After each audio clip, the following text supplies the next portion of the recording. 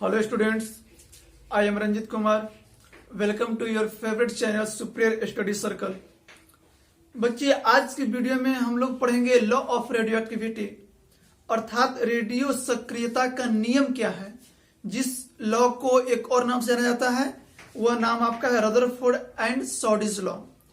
तो बच्चे आज के पहले हमने वीडियो पढ़ा था कि रेडियो एक्टिविटी डिके अर्थात रेडियो एक्टिविटी डिके कहने का मतलब क्या था कि रेडियो सक्रिय तत्व से अल्फा बीटा और गामा इनविजिबल रे का इमिशन हो रहा था।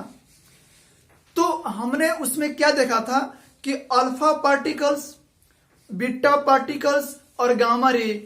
अल्फा पार्टिकल जब निकल रहा था तो उसमें आपने क्या देखा होगा कि उसके एटॉमिक मास नंबर में 4 की कमी और एटॉमिक नंबर में 2 की कमी आ रही थी। अर्थात कि ऐसा क्यों हो रहा था, तो अर्थात अल्फा पार्टिकल आपका था 2 हीलियम 4। इस तरह से बीटा पार्टिकल का इमिशन देखा, फिर गामा का देखा। आज हम लोग पढ़ेंगे कि किसी रेडियो सक्रिय एलिमेंट से तत्व से जो अल्फा बीटा गामा जो इमिशन होता है वह किस पर डिपेंड करता है। तो मैंने बताया था आपको कि यह कॉन्सेंट्रेशन ऑफ न्यूक्लियाई पर डिपेंड करता है। अर्थात अरे कोई भी न्यूक्लियाई का जो कॉन्सेंट्रेशन जितना ज्यादा होगा उतना ही ज्यादा उसमें से अल्फा बीटा और गामा रे का इमिशन होगा। तो आज पढ़ेंगे कि इस लॉ के अंतर्गत रदरफोर्ड और सॉडी ने क्या क्या कहा। तो इनके अनुसार अगर न्यूक्लियाई की संख्या जितनी अधिक होगी उसमें से निकलने वाला पार्टिकल्स अर्थात अल्फा बीटा और गामा उतना ही तीव्र गति से निकलेगा और अधिक निकलेगा। तो कहने का मतलब कि जो आपका अल्फा पार्टिकल, बीटा पार्टिकल और गामा के निकलने से जो आपका डिक्के अर्थात क्षय, तो जो रेडियो एक्टिविटी का जो क्षय हो रहा है वह डिपेंड कर रहा है उस पूरे सबस्टांसेज में उपस्थित न्यूक्लियाई पर। इसलिए लिखा गया है कि रेट ऑफ डिके या disintegration directly proportional to number of nuclei in sample. अगर हिंदी में बोला जाए तो क्या इसे बोल सकते हैं कि किसी भी केंद्रक का क्षय होने की दर, किसी भी केंद्रक के क्षय होने की दर उस केंद्रक के संख्या के समानुपाती होता है। तो कहने का मतलब कि कोई भी न्यूक्लियाई से जो डिके होगा तो डिके मतलब क्षय, और क्षय मतलब क्या, उसमें से पार्टिकल क्या होगा, कम होगा। क्योंकि जब आप पूरा पार्टिकल इतना है इसमें से कोई भी पार्टिकल निकल रहा अल्फा बीटा गामा तो धीरे धीरे इसकी संख्या क्या होगी, घटेगी। एक चीज और याद रखिएगा कि न्यूक्लियाई से जो डिके होता है वह स्टार्टिंग में बहुत तीव्र गति से होता है, लेकिन धीरे धीरे इसकी तीव्रता क्या होती जाती है, घटती जाती है। तो रदरफोर्ड और सॉडिल के अनुसार जो डिके का रेट होता है अर्थात जो क्षय की दर वह समानुपाती होती है उसके केंद्रक की संख्या पर। तो मान लेते हैं बाबू कि कोई सबस्टांसेज आपका है, अगर कोई सबस्टांसेज में न्यूक्लियाई की संख्या जितना ही अधिक होगी उतना ही अधिक इसका क्या होगा, रेट ऑफ डिके। तो यह टोटल डिपेंड किस पर कर रहा है आपका, तो न्यूक्लियाई की संख्या पर। अब देखते हैं इसके बाद क्या होता है। तो हिंदी में नोट कर लीजिएगा कि रदरफोर्ड और सॉडी लॉ के अनुसार किसी केंद्रक में क्षय की दर उस केंद्रक की संख्या के समानुपाती होता है। अगर संख्या अधिक तो उसके क्षय की दर भी क्या होगा, अधिक होगा। तो डिके का हिंदी होता है क्षय, और यहां लिखा हुआ इसका एक और निकनेम लिखा हुआ डिसइंटीग्रेशन। आपने पढ़ा होगा इंटीग्रेशन क्या होता है बाबू, कि छोटे छोटे पार्टिकल का क्या करना है, जोड़ना। लेकिन आगे लगा हुआ डिस तो मतलब क्या, जस्ट उसका अपोजिट। तो यहाँ जुट नहीं रहा, यहाँ पे क्या हो रहा है, ब्रेक कर रहा है, टूट रहा है। तो डिके बोलिए या डिसइंटीग्रेशन बोलिए। तो अगर मान लेते हैं लेट जो डिके में होने में जो टाइम लग रहा है वह टाइम कितना लगा आपका, टी। और यह जो डिके हो रहा है आपका डिके न्यूक्लियाई, जो न्यूक्लियाई डीके कर गया या डीके जो कर रहा है, जो टूट रहा है, जिस न्यूक्लियाई का क्षय हो रहा है, उसको मान लेते हैं डी। क्या मान लिए बाबू? डी। डी कहने का मतलब कि छोटा पार्टिकल आपने पढ़ा होगा, डी बोलिए या डेल्टा बोलिए, यह दर्शा रहा है आपको कि जो न्यूक्लियर क्या हो रहा है, डिके हो रहा है, मतलब कि क्षय हो रहा है। तो हम लोग निकाल सकते हैं रेट ऑफ डिके, अर्थात क्षय की दर। जो क्षय हो रहा है उसकी दर क्या होगी? तो दर मतलब जानते हैं आप कि टाइम से क्या रहता है, डिवाइडेड किया रहता है। तो क्षय की दर हम क्या लिख सकते हैं? Number of nuclei upon time. तो नंबर ऑफ न्यूक्लियाई मतलब न्यूक्लियाई की संख्या। तो किस न्यूक्लियाई की संख्या, किस केंद्र की संख्या? तो जो न्यूक्लियाई डिके हो चुका या डिके हो रहा है, तो यहां लिख सकते हैं क्या है? डिके। जो न्यूक्लियाई डिके हो रहा है, तो नंबर ऑफ न्यूक्लियाई, तो कौन न्यूक्लियाई? तो डिके अपॉन टाइम। तो क्या लिख सकते हैं? नंबर ऑफ न्यूक्लियाई डिके क्या आपका है? डीएन। और टाइम आपका क्या हो गया? तो टाइम आप यहां क्या लिख सकते हैं? डीटी, क्योंकि पार्शियल है, स्मॉलेस्ट है, तो आप डीटी लिख सकते हैं, डीटी। अब हल्का सा यहां पर एक चीज और, हल्का आप सोचिए कि अगर मान लेते हैं पूरा न्यूक्लियाई है, तो इस न्यूक्लियाई में से जो पार्टिकल इमिट कर रहा है, तो इसमें उपस्थित न्यूक्लियाई की संख्या घट रही कि बढ़ रही है? तो निश्चित तौर पर इसमें जब पार्टिकल इमिट करेगा, तो इसमें उपस्थित जितना सारा न्यूक्लियाई है उसकी संख्या धीरे धीरे क्या होगी? घटेगी। तो इसलिए यहां पर लिख देते हैं साइन क्या दर्शाता है? निगेटिव। यह निगेटिव दर्शा रहा है कि जो रेट ऑफ डिके, जो क्षय की दर है, और धीरे धीरे क्या हो रही है? घट रही है। तो रेट ऑफ डिके आपका माइनस डीएन अपॉन डीटी। अब बाबू देखिए, आपका लॉ क्या कर रहा था कि rate of decay directly proportional number of nuclei in simple. तो रेट ऑफ डिके आपका निकला है क्या? Minus DN upon DT, directly proportional. तो यह क्या होता है? डायरेक्टली प्रोपोर्शनल किसका होता है बाबू? तो नंबर ऑफ न्यूक्लियाई, पूरा न्यूक्लियाई, जो न्यूक्लियाई क्या है? अनडिके है, मतलब कभी डिके नहीं हुआ है, तो उसको मान लिया जाए एन। और यहां पर लिख लीजिएगा कि एन मतलब यहां पे क्या है बाबू? तो नंबर ऑफ न्यूक्लियाई की संख्या। तो कौन सा न्यूक्लियाई यहां पर था बाबू? तो अनडिके, अर्थात जो न्यूक्लियाई क्षय नहीं हुआ है, अनडिके। अब आगे चलते हैं, minus D N upon D T, directly proportional का इक्वलिटी में चेंज करते हैं तो एक कांस्टेंट देते हैं, तो यहाँ कांस्टेंट को दे देंगे लेमडा एन। अब इसी लेमडा को यहां पर लिख लेंगे ब्रैकेट में, वेयर लेमडा यहां पे आपका क्या है? एक कांस्टेंट है। लेमडा पे क्या है बाबू? कांस्टेंट, नियतांक। और इसी लेमडा को बोला जाता है डिके कांस्टेंट। तो इसे याद रखिएगा, इसी लेमडा को बोला जाता है आपको डिके कांस्टेंट, क्षय नियतांक।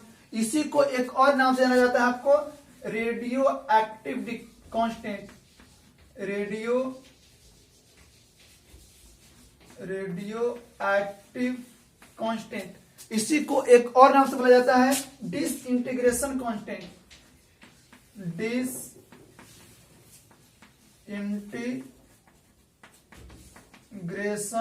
कांस्टेंट। इसी का 3 नाम। तो याद रखिएगा बाबू, जो लेमडा आपका होगा, लेमडा एक नियतांक है, और इस नियतांक को 3 नाम से जाना जाता है, decay constant, radio active constant और डिसइंटीग्रेशन कांस्टेंट। क्षय नियतांक या रेडियो सक्रिय नियतांक, और डिसइंटीग्रेशन मतलब होता है आपका वो क्षय का नियतांक। अब आगे चलते हैं, देखते हैं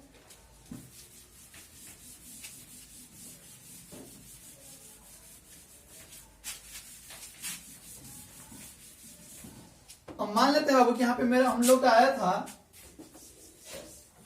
minus D N upon D T बराबर लेमडा एन। अब क्या कर सकते हैं, इसे हम लोग minus D N upon D T equal to lambda N, तो इसे क्या लिख सकते हैं बाबू, हल्का सोचिए। अगर कोशिश करते हैं कि माइनस लेमडा एन एन, तो इसको अगर एन है तो कोशिश करते हैं कि D N upon D T बराबर निगेटिव ऐसे भी लिख सकते हैं लेमडा एन। एक स्टेप और बढ़ते हैं, एन इधर किस में है, मल्टीप्लाई इधर आएगा तो डिवाइडेड में, तो डी एन अपॉन एन, और यह डी टी उधर चला जाएगा तो माइनस लेमडा डी टी। कोई दिक्कत?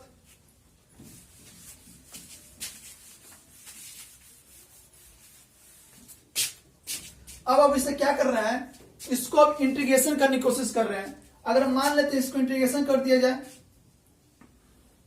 अगर इंटीग्रेशन किया जाए तो हल्का सोचिए तो, कि अगर मान लेते हैं कि यह जो डीएन आपका क्या है बाबू, डीएन आपका वह न्यूक्लियाई है जो डिके हो चुका, एन आपका कौन सा न्यूक्लियाई है, जो न्यूक्लियाई अनडिके है, लेमडा कांस्टेंट ही है और डी टी आपका क्या है, टाइम ही है।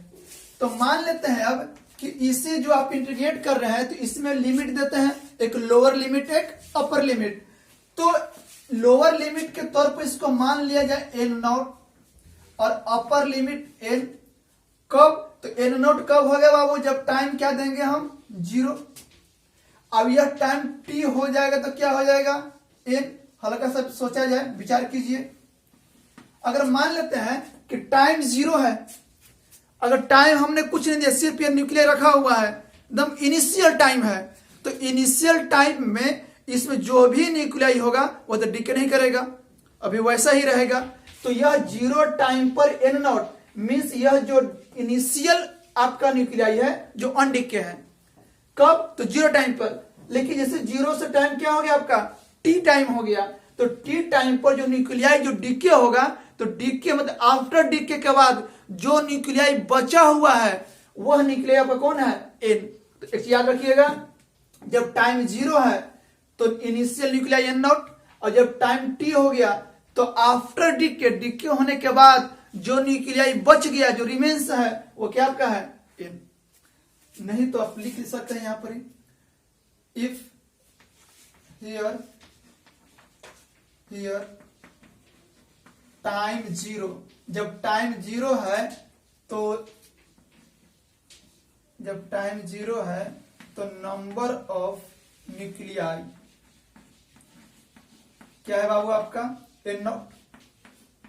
मतलब इनिशियल बोल सकते हैं इसको। यही टाइम अगर मान लेते हैं कि आपका 0 से क्या हो जाए, टी हो जाए, जब टी हो जाएगा तो इसकी संख्या क्या होगी बाबू, एन। अब यह जो एन नॉट है अनडिके है, यह भी अनडिके, मतलब कि डिके नहीं हुआ है, क्षय नहीं हुआ है, लेकिन यह एन क्या है, आफ्टर डिके, मतलब रिमेन्स, जो डिके होने के बाद जो बचा हुआ है, तो यह भी अनडिके ही है, अनडिके ही है, लेकिन क्या, तो रिमेन्स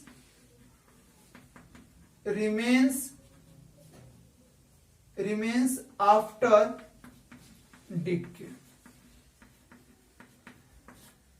कॉन्सेप्ट समझे? यह जो एन है डिके के बाद जो बच गया वो अनडिके कौन है, एन। लेकिन एन नॉट क्या है, तो इनिशियल, प्रारंभिक। कब? जब टाइम उस समय क्या था, 0 था। अब इसके आगे बढ़ते हैं बाबू। तो आपने इंटीग्रेशन में क्या पढ़ा होगा कि integration D N upon N, तो क्या लिखते होंगे आप लोग, लॉग एक्स। अगर 1/x को अगर dx के रिस्पेक्ट में इंटीग्रेशन करते होंगे तो log x लिखते होंगे। तो यहां पे मेरा क्या है, n, यहां क्या कर देंगे, log n। तो log n होगा बाबू, तो बेस इसका क्या है, e एक्सपोनेंशियल। अब आपका यहां क्या है, लिमिट आपका बाबू ऊपर में n है और नीचे आपका क्या है, n नॉट। इसका इंटीग्रेशन तो निगेटिव लेमडा और टाइम का आपका t, और ये हो जाएगा आपका t टू 0। अब इससे देखिए log e अपर लिमिट पहले आता है, और फिर negative log e to the base n naught minus lambda T. अब इससे एक और लिख सकते हैं बाबू, log n upon n naught to base e is equal to minus lambda t।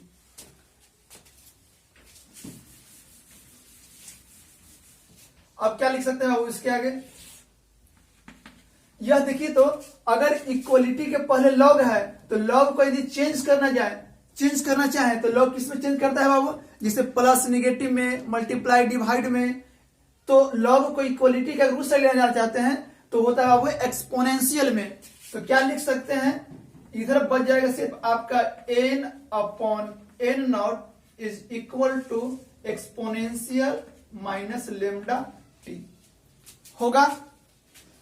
अब आगे चलते हैं, तो इससे यदि क्रॉस मल्टीप्लाई किया जाए तो आप क्या लिख सकते हैं बाबू, n is equal to n naught e to the power minus lambda T.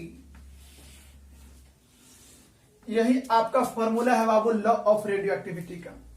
Where n क्या है बाबू, जहां n आपका है कि डीके के बाद बचे हुए न्यूक्लियाई की संख्या। n नॉट क्या है, तो इनिशियल जब टाइम 0 था उस समय न्यूक्लियाई की संख्या। e एक्सपोनेंशियल, लेमडा आपका क्या हो गया, 6 नियतांक, और टी मतलब टाइम। यही आपका फॉर्मूला हो गया। यह भी फॉर्मूला ही है। यह फॉर्मूला किस फॉर्म में बाबू, तो लॉगरिथमिक फॉर्म में है। यह आपका मेन फॉर्मूला हो गया। हल्का विचार किया जाए कि अगर मान लेते हैं कि n बराबर n naught E to minus lambda T, यदि टाइम 0 हो जाए, यदि टाइम अगर मान लेते हैं कि इफ टाइम 0 हो जाए, तो बाबू टाइम 0 हो जाएगा तो क्या हो जाएगा, टाइम 0 मतलब कि उसमें कुछ नहीं हुआ, एकदम इनिशियल टाइम है। तो इनिशियल टाइम रहेगा तो इसमें से जो n आपका कैलकुलेशन आएगा t0, तो e0 0, तो आपका फाइनल आ जाएगा n बराबर n नॉट, n बराबर n नॉट। यह इक्वेशन लाने का मतलब क्या कि n मतलब क्या, डीके के बाद जो रिमेन्स बचा डीके, और n नॉट मतलब कि इनिशियल जो कुछ डीके नहीं हुआ है। तो इसका कहने का मतलब क्या है कि जब टाइम 0 है, मतलब कि आप उसमें से टाइम दम इनिशियल 0 रखे हैं, तो इसमें से जो भी डीके हुआ वह और जो रिमेन्स दोनों क्या बराबर, अर्थात उस न्यूक्लियाई का डीके हुआ ही नहीं। n बराबर n नॉट। तो हल्का अगर आपसे कोई पूछा जाए कि किस स्थिति में या कब ऐसा होगा कि पूरा का पूरा न्यूक्लियाई क्या हो जाए, डीके हो जाए, हल्का सोचिए। इस कंडीशन में तो हुआ कि टाइम 0 दिए तो n बराबर n नॉट आ गया, मतलब इसमें डीके हुआ ही नहीं। तो किस स्थिति में पूरा का पूरा न्यूक्लियाई क्या हो जाए, डीके हो जाएगा। तो हम क्या कर सकते हैं, तो टाइम को आप क्या रख दीजिए, टाइम को बढ़ाना पड़ेगा, कि मैंने अभी बताया कि जो रेट ऑफ डीके होता है लॉ ऑफ रेडियोएक्टिविटी के अनुसार कि स्टार्टिंग में बहुत तीव्र गति से मिशन होता है और धीरे धीरे धीरे धीरे संख्या क्या हो जाती है, घटती जाती है। तो एक ऐसा स्थिति भी हो सकता है कि पूरा का पूरा न्यूक्लियाई क्या हो जाए, डीके हो जाए, क्षय कर जाए।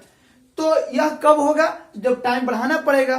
तो टाइम 0 से बढ़ाते बढ़ाते बढ़ाते कहां तक पहुंच जाए, इन्फिनिटी तक पहुंच जाएगी, इन्फिनिटी अनंत तक चले जाइए। तो इस स्थिति में क्या होगा बाबू, टी इन्फिनिटी, तो इन्फिनिटी मल्टीप्लाई इन्फिनिटिव और e to the power minus infinitive, तो 1/इन्फिनिटिव। जैसे मान लेते हैं कि ई के पावर माइनस इन्फिनिटिव, इसको लिख सकते हैं ई के पावर इन्फिनिटिव, और इसको लिख सकते हैं इन्फिनिटिव, तो 1/इन्फिनिटिव क्या हो जाएगा, 0। तो इस स्थिति में आपका n इक्वल टू क्या जाएगा, 0, अर्थात पूरा का पूरा न्यूक्लियाई की संख्या क्या आ गया, 0। और 0 क्या बता रहा है कि वह न्यूक्लियाई में से जो भी पार्टिकल था सब का सब क्या कर गया, डीके कर चुका है। तो यही था आज आपका लॉ ऑफ रेडियोएक्टिविटी। पुनः नेक्स्ट वीडियो में हम लोग मिलेंगे हाफ लाइफ के साथ, जिसमें हाफ लाइफ पढ़ना है कि हाफ लाइफ क्या होता है। तो आज की वीडियो में हम लोग पढ़ रहे हैं लॉ ऑफ रेडियोएक्टिविटी, जिससे एक और नाम रहता है रदरफोर्ड या सॉर्डिस लॉ। इन्हें पुनः रिवाइज पॉज करके वीडियो देख लीजिएगा। और आज मैंने कोशिश किया कि मैं हिंदी में बोलूं, और मैंने बोला भी। तो आप क्या कीजिएगा, इस वीडियो को पुनः देखिएगा और इसके पहले जो नहीं देखे हैं डिस्क्रिप्शन में लिंक दिया हुआ है, आप उसे देख लीजिएगा, या इस चैनल के प्लेलिस्ट में इस पूरे पार्ट मौजूद है, वहां से भी देख सकते हैं आप। और आज आपको लगा कि मैंने कुछ सीखा तो इस चैनल को सब्सक्राइब जरूर करें।